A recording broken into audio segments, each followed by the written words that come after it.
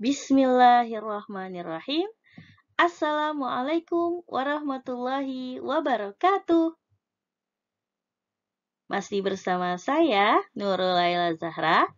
Untuk kali ini, kita akan membahas tentang materi IMLA, trik mudah belajar menulis dikte bahasa Arab. Bagaimana ya kira-kira cara belajar dan cara memahami menulis dikte bahasa Arab dengan cepat dan dengan mudah. Yuk kita ikuti sama-sama. Pertama, yang perlu diperhatikan dalam materi IMLA yaitu cara pengucapan atau mulut si pembaca IMLA. Jadi teman-teman harus melihat bagaimana bentuk mulutnya, hurufnya itu ketika diucapkan. Yang kedua, katanya yang diucapkan. Apakah itu diingat-ingat nih, misalnya babun. Oh, tadi babun. Nah, jadi jangan sampai lupa namanya didikte. Nah, itu ada beberapa kali dibacakan, tapi tidak akan dibacakan sampai semau kita. Jadi harus benar-benar kita ingat apa yang diucapkan. Bagaimana trik dan suksesnya? Yuk kita mulai dengan membaca Al-Basmalah. Bismillahirrahmanirrahim. Trik pertama, teman-teman dapat membedakan bunyi dan cara pengucapan masing-masing huruf hijaiyah. Teman-teman sudah hafal belum nih semua huruf hijaiyah? Kalau belum hafal, teman-teman harus menghafalkan dulu 29 huruf hijaiyah di luar kepala dan bagaimana bentuknya. Nah, setelah itu baru kita bisa membedakan huruf-huruf yang mirip. Ada beberapa huruf-huruf yang mirip, ada huruf ta dan to. Nah, ketika si pembaca IMLA mengucapkan ta, itu akan bilang ta biasa. Ketika to, nah itu akan mulai muncung gitu ya mulutnya, monyong-monyong sedikit lah. To. Ti sama tu. Nah, itu bedanya. Selanjutnya perbedaan sa, sya, so. Nah, sa itu yang ini, sa yang ini. Kita lihat ya sa yang ini. Nah, sa yang ini itu digigit di atas gigi lidahnya. Sa. Jadi si pembaca IMLA lidahnya akan berada di atas gigi ya, sa. Nah, jika sa yang ini, kedua giginya itu saling bersinggungan atau mancep semuanya. Sa, sa. Nah, ketika sya yang besar, nah maka akan monyong kayak mau ngusir ayam. Hush. Nah, ini sya. Sampai kayak hati-hati ludahnya itu keluar ya. Sya, sya. Oke. Selanjutnya bagaimana huruf so? Nah, so ada so agak monyong sedikit tapi tidak sebesar sya. So. Oke. Nah, harus diperhatikan bagaimana perbedaan 4 huruf ini karena 4 huruf ini yang sering tertukar. Selanjutnya ada kaf. Lalu dengan ko. Nah, Allahu Akbar. Beda dengan misalnya qoribun. Nah, ko itu lebih dalam ya teman-teman dibanding huruf K. Jadi harus bisa membedakan. Kalau membedakan yang disukun kan lebih gampang. Ini ada kola yang ini tidak. Tapi ketika dia kasroh atau dia doma itu kadang-kadang hampir tertukar. Jadi kita lihat perbedaannya antara kedalaman ko dan K. Selanjutnya hamzah a, iu sama a, i, au. Nah, au-nya ini agak dalam di tenggorokan. Jadi perhatikan baik-baik bagaimana cara pembaca IMLA mengucapkan a atau a. Nah, itu bedanya. Selanjutnya yaitu za atau da. Mohon maaf. Ini da, di, du atau do, di, du. Nah, da ini ada di atas langit-langit. Yang ini do. Nah, agak muncung sedikit. Yang ini za. Nah, ini sama kayak sa yang ini nih. Dia ada di gigit. Lidahnya digigit sedikit di atas gigi yang atas. Za. Za. Nah, yang ini zo. Monyong. Zo. Selanjutnya perbedaan ha dan ha. Lalu perbedaan kho dan gho. Ya. Selanjutnya. Ini dia ke-28 huruf hijaiyah.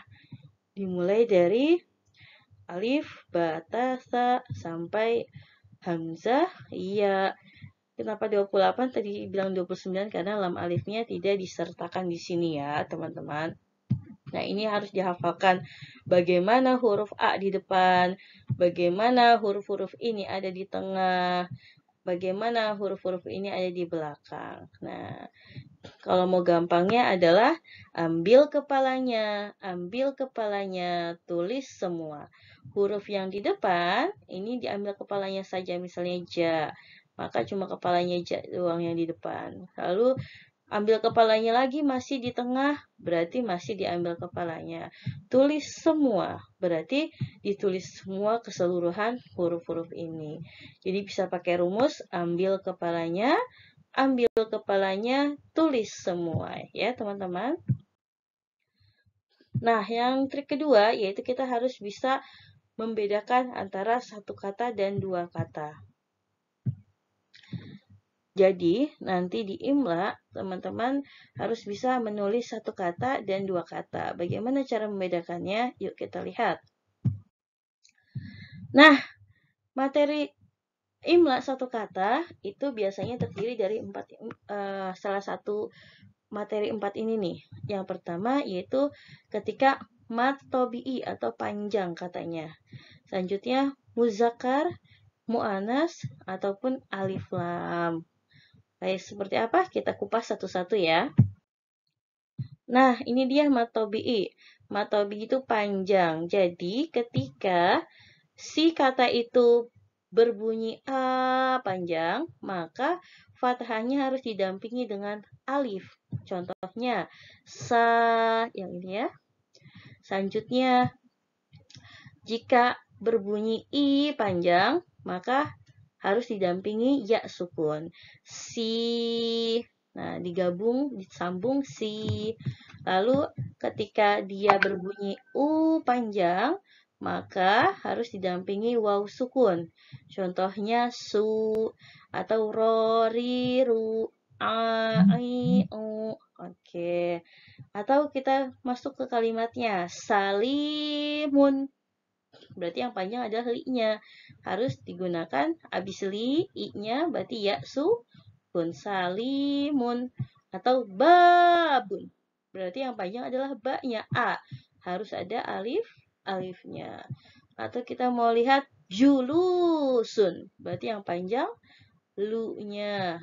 Harus didampingi waw sukun. Ini yang sangat-sangat penting. Huruf-huruf yang tidak bisa disambung digandeng. Dia mau digandeng tapi nggak mau ngegandeng duluan. Ke depan dia nggak mau ya. Ada 6. Alif, da, za, ro, zai, dan waw. Jadi teman-teman ketika ketemu ini, huruf-huruf 6 ini, nah jangan menyambung ke depan. Tapi kalau dari belakang ada yang mau nyambungin bisa. Tapi kalau huruf-huruf ini ke depan, maksudnya mau nyambung ke huruf yang setelahnya, itu nggak boleh disambung ya. Tapi harus dipisah aja, nggak apa-apa gitu. Oke?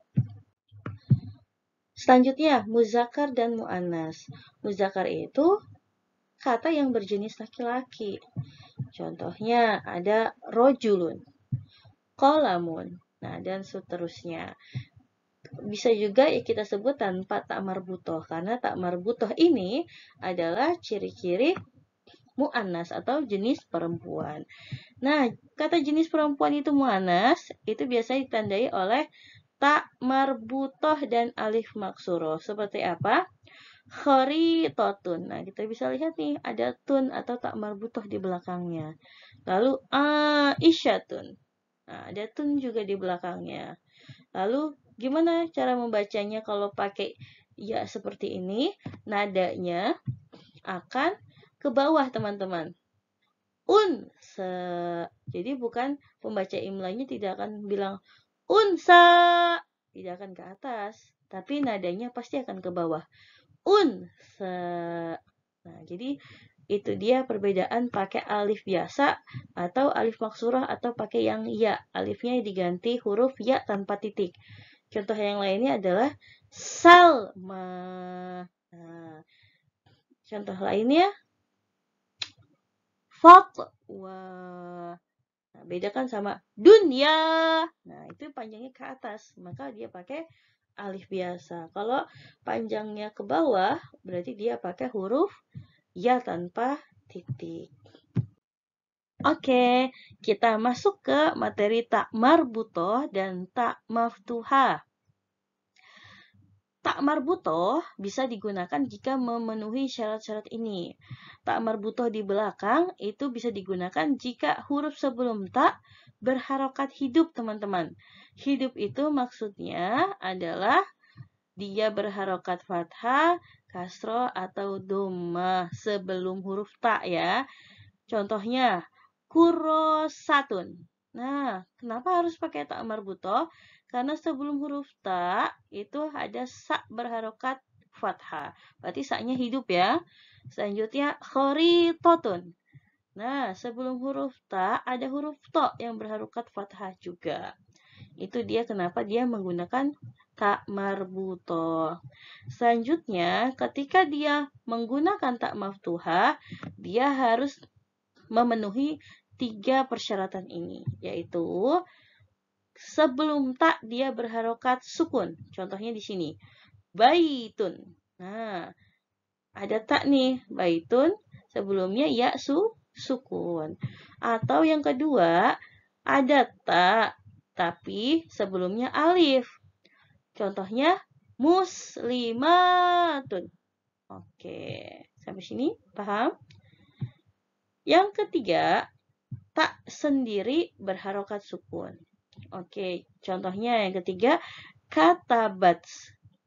Taknya itu sukun. Jadi harus menggunakan tak maftuhah. Diingat-ingat kembali, tak maftuhah bisa digunakan jika tak sebelumnya itu sukun, baitun, atau taknya itu sebelumnya ada alif, contohnya muslimatun, atau taknya itu sendiri berharokat sukun. Nah, itu syarat-syarat kalau mau menggunakan tak maftuhah. Yang ini apa ya? Nah yang ini adalah pengecualian teman-teman dan harus dihafal. Kalau teman-teman tidak hafal, nanti akan terkecoh menggunakan tak maftuhah. Padahal di sini harus menggunakan tak marbutoh. Walaupun sebelum huruf tak itu ada huruf alif. Kenapa seperti itu? Karena ada di Al-Quran. Contohnya, sholatun, zakatun, hayatun, mibrotun, mimhatun, fatatun, qonatun, udotun, du'atun. Nah, ini tetap menggunakan tak marbutoh karena pengecualian. Oke, teman-teman. Ingat ya. Ada 1, 2, 3, 4, 5, 6, 7, 8, 9. 9 pengecualian ini yang harus menggunakan tak marbutoh walaupun sebelumnya alif. Oke, selanjutnya materi alif lam. Teman-teman harus bisa menulis kata dengan alif lam di depannya. Ketika alif lam syamsiah, maka huruf lamnya itu tidak akan terlihat. Contohnya, asyamsu. Nah, langsung seperti huruf A ke sya. Nah, padahal alif sama lamnya itu nggak perlu ada harakatnya ya. Langsung ke sya, tasydid. Asyamsu. Tapi wajib alif dan lamnya itu tetap ditulis. Contohnya lagi, ad-duha. Nah, harus huruf do-nya itu harus ditulis dengan alif lam. Betul. Nah, huruf-huruf alif lam syamsiah ini harus dibaca tanpa alif lam, tapi harus ditulis juga dengan alif lam. Tetap menggunakan alif lam. Alif lam tanpa harokat, langsung tasydidnya di huruf setelah alif lam. Selanjutnya ada alif lam komariah. Nah, ketika alif lam komariah ini lebih mudah karena dia terlihat lamnya ya. Contohnya al-qomaru. Nah, al-qomaru bukan a fathah, tidak, tapi langsung sukun di atas lamnya. A-nya itu dia langsung dibaca al. Nah, al-qomaru bukan a terus la. Nah, itu a-nya tidak boleh pakai fathah ya, tapi langsung sukun di atas lamnya. Al-qomaru seperti ini. Atau al-fajru. Oke. Seperti itu ya. Selanjutnya, kata-kata yang terdiri dari dua kata. Ada 3 materi nih teman-teman. Pertama, naat man'ut. Itu bisa berbentuk alif lam dua-duanya. Setelah teman-teman tadi belajar satu kata, nah teman-teman bisa menulis dua kata sama-sama alif lam komariah, atau bisa di switch. Ada alif lam komariah atau ada alif lam syamsiah. Atau juga bisa dua-duanya alif lam syamsiah. Nah, contohnya kita lihat di sini. Al-masjidul kabiru. Kita harus bisa memotong nih. Huruf yang pertama itu huruf apa dan huruf yang kedua itu huruf apa. Kakak ulang. Al-masjidul kabiru. Oh, yang pertama al-masjidul. Sebelum dul itu berarti ada alif lam nih. Al-masjidu berarti al-kabiru. Jadi ketika dibaca tetap disambung. Al-masjidul kabiru. Tapi ketika ditulis itu harus dipisah. Dua kata yang berbeda. Masjid dan al-kabiru sendiri. Atau as-sahatul wasi'u. Kata pertama as-sahatu. Cara memotongnya, sebelum ada alif lam udah harus dipotong. Selanjutnya al-wasi'u. Atau teman-teman bisa berbentuk mudhof. Mudhof itu salah satunya ada alif lamnya. Biasanya yang di kata kedua. Jadi depannya itu tidak ada alif lam ya. Contohnya baitul ukhti. Baitul. Nah, bukan tul digabung sama la, tapi baitu sendiri, al-ukhti sendiri. Nah, itu emang harus dengan zauq atau perasaan kita ya. Jadi kita bisa membedakan ini mana nih dipotongnya nih. Nah, baitul. Biasanya kalau ada tengah-tengahnya itu tul, itu alif lam tuh.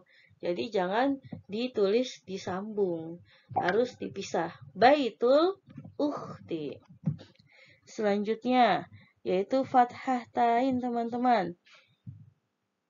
Dua-duanya fathah tain. Sami'an aliman. Sami'an aliman. Ketika teman-teman bertemu fathatain, maka harus ditambahkan alif. Kalau bukan fathatain gimana, Kak? Itu nggak usah ditambahin alif. Tapi kalau khusus fathatain, harus ditambahkan alif. Kecuali dia hurufnya tak marbutoh, baru tidak perlu ditambahkan alif. Selain huruf tak marbutoh, mau itu ain, mau itu mim, itu harus menggunakan alif sebagai pelengkap fathah tain. Ya, oke, sami'an aliman. Selanjutnya, bab hamzah wasl atau qat'i. Nah, hamzah wasl itu apa sih? Hamzah ketika dibaca dia itu tidak terlihat hamzahnya. Contohnya, alistighfaru. Seperti huruf li langsung. Padahal di situ ada huruf hamzah, tapi dibacanya alistighfaru. Kita harus menulisnya tetap ada hamzahnya. Al-istighfaru ketika ditulis. Tapi ketika dibaca alistighfaru. Dan hamzah qat'i adalah hamzah yang memang dipotong atau dipisahkan ya ketika membaca dan ditulis juga kelihatan. Contohnya al-insanu. Nah, i-nya itu terlihat sekali, jelas. Nah, itu dia perbedaan hamzah wasl dan qat'i. Nah, hamzah wasl ini biasanya ada di soal-soal terakhir atau di nomor terakhir dalam ujian gontor ya, kalau misalnya dilihat-lihat. Contohnya dalam ada doa-doa teman-teman. Rabbishrahli. Nah, si pembaca imlanya akan langsung menulis atau membaca, mohon maaf, akan langsung membaca Rabbishrahli. Nah, kita harus sudah tahu dan sudah paham bahwa di situ ada huruf alif. Walaupun tidak terlihat, tapi harus ditulis. Setelah Robbi, langsung Ishrahli. Karena tidak mungkin Robbi langsung huruf pertamanya itu sukun. Pasti ada alifnya di situ. Atau Rabbighfirli. Nah, sebelum Gho, pasti ada huruf alif. Nggak mungkin langsung sukun. Gho-nya di huruf pertama. Rabbighfirli. Allah, atau bisa pakai kata Allahumma ftahli. Allahumma sendiri, lalu iftahli. Nah, alifnya ini ditulis tapi tidak dibaca karena langsung masuk ke huruf fa. Allahumma ftahli. Seperti itu.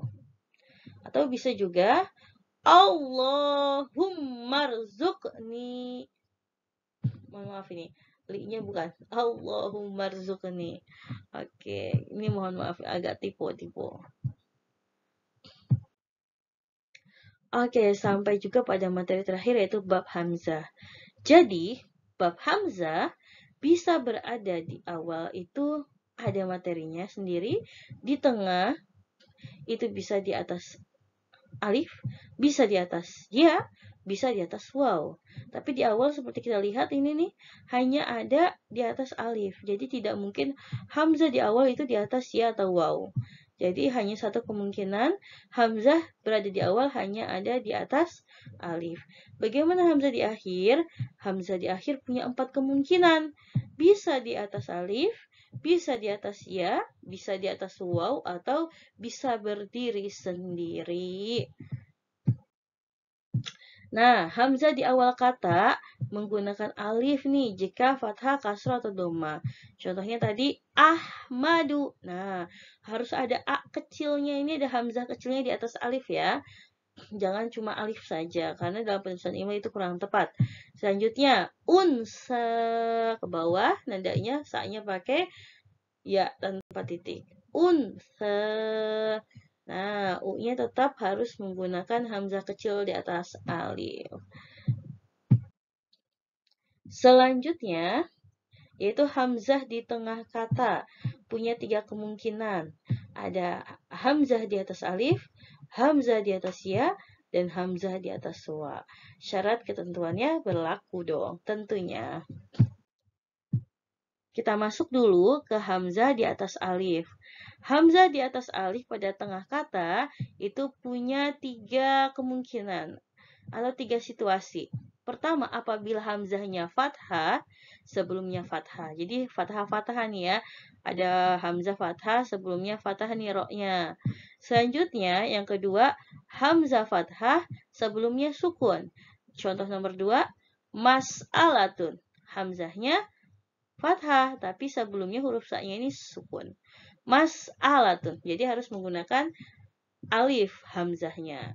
Atau hamzahnya sukun, sebelumnya fathah. Ini sukun, hamzahnya sebelumnya fathah. Oke, jadi kita ingat-ingat yang ini. Fathah-fathah, fathah sukun, atau sukun fathah. Hanya 3 syaratnya ketika dia mau hamzah di atas alif. Diingat-ingat ya. Fathah-fathah, fathah sukun, sukun fathah. Betul. Nah, hamzah di atas waw ada 7 kemungkinan. Kita kupas satu-satu. Apabila hamzah di atas fathah, tapi sebelumnya doma. Kita lihat nih, hamzahnya ternyata bisa fathah juga di atas waw. Tapi sebelumnya syaratnya dia domah, belakangnya hamzah. Oke, contohnya kata mu'allifun. Kenapa mu'allifun pakai waw hamzahnya?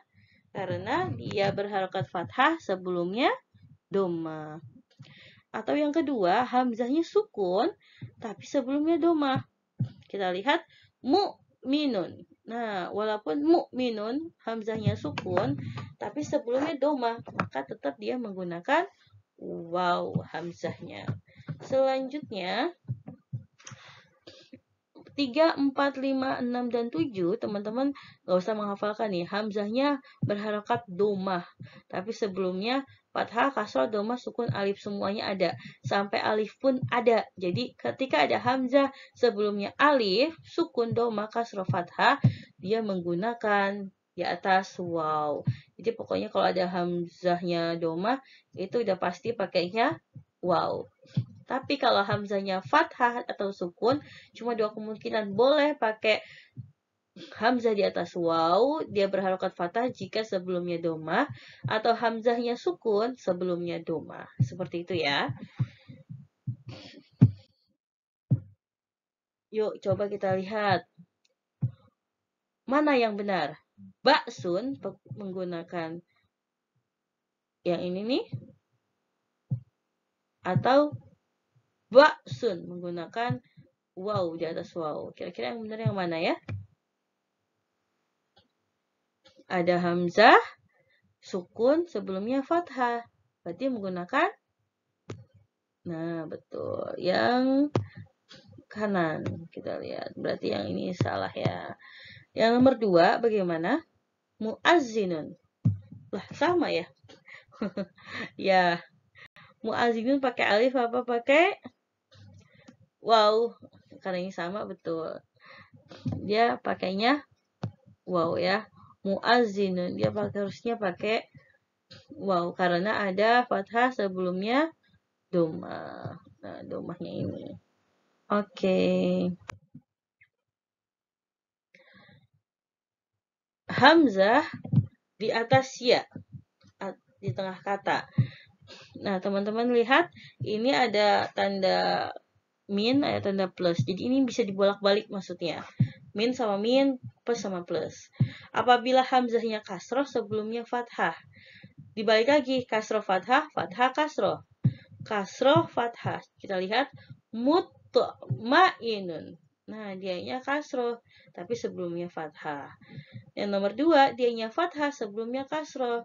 Dianya fathah, sebelumnya kasroh. Nah, jadi kasroh fathah, fathah kasroh. Yang ketiga, kasroh sebelumnya sukun. As'ilatun, dia kasroh, tapi sebelumnya sukun. Bisa dibalik. Habis kasroh sukun, sukun kasroh, dia sukun, tapi sebelumnya kasroh. Jadi harus dibolak-balik. Kasroh fathah, fathah kasroh, kasroh sukun, sukun kasroh. Biar lebih mudah dihafalkannya ya.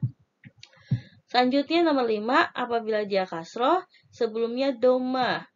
Nah, jadi kalau hamzahnya di atas kasroh, hamzahnya di atas ya, itu biasanya harokatnya kasroh ya teman-teman. Su'ila. Atau dia yang kasroh sebelumnya alif. Qaimun. Nah, atau hamzahnya fathah, sebelumnya ada ya sukun ternyata. Ada hayatun. Nah, itu dia.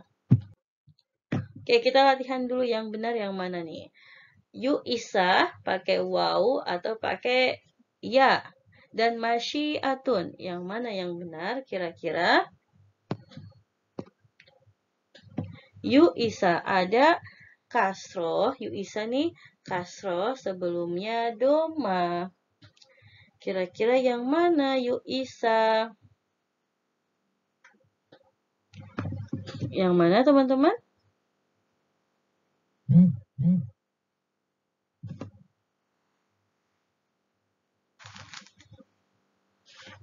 Yang ini betul. Selanjutnya masyiatun. Berarti pakai yang mana kira-kira? Nah, betul. Karena ada fathah sebelumnya, ya, sukun. Oke, nah kita masuk ke hamzah di akhir kata nih untuk penutupan. Hamzah di akhir kata punya 4 kemungkinan. Ada hamzah di atas alif, hamzah di atas ya, hamzah di atas waw, atau hamzah sendirian. Yang mana ya? Oke, hamzah di akhir kata yang dilihat itu bukan harokat huruf hamzahnya, tapi harokat sebelum hamzah ya. Kita lihatnya adalah harokat sebelum hamzah, tapi khusus untuk hamzah di akhir kata. Ketika di akhir kata, hamzahnya, huruf hamzahnya itu di atas alif, maka huruf sebelumnya harus fathah. Contohnya, qoro'a. Ya, kalau di atas alif, sebelumnya ro-nya ini fathah. Nah, hamzah di atas waw, maka huruf sebelumnya itu domah. Nah, takafu'u. Kita contohnya lihat. Takafu'u. Nah, dia kenapa domah pakai waw di sini? Karena sebelum huruf u, fu-nya itu domah. Jadi yang dilihat huruf sebelum hamzah. Selanjutnya di atas ya, jika huruf sebelumnya kasroh. Syati'un. Nah, syati'un. Un-nya ini, kita lihat huruf sebelumnya huruf T. Maka dia kasroh. Oh, gunakan huruf iya di atas ya. Atau hamzah bisa berdiri sendiri ternyata jika sebelumnya sukun atau alif. Juz'un. Oh, sebelum un ini ada sukun nih. Berarti hamzahnya bisa berdiri sendiri. Atau ma'un. Oh, panjang ada alifnya. Maka hamzahnya bisa berdiri sendiri. Oke, kita lihat mana yang benar ya, teman-teman. Antara samaun menggunakan waw di atasnya atau sendiri dia. Nah, yang ini yang betul ya. Kenapa? Karena ada alif sebelumnya. Selanjutnya, tabatu'u. Yang mana yang betul? Betul, yang kiri. Kenapa? Karena sebelum hamzah ada domah. Oke, Masya Allah. Hebat semuanya. Alhamdulillah. Semoga sukses dan semuanya tetap semangat, dimudahkan dalam mempelajari imla. Oke, sampai bertemu lagi. Boleh ditanyakan pada kolom chat atau bisa komen di bawah ini. Assalamualaikum warahmatullahi wabarakatuh. Syukran.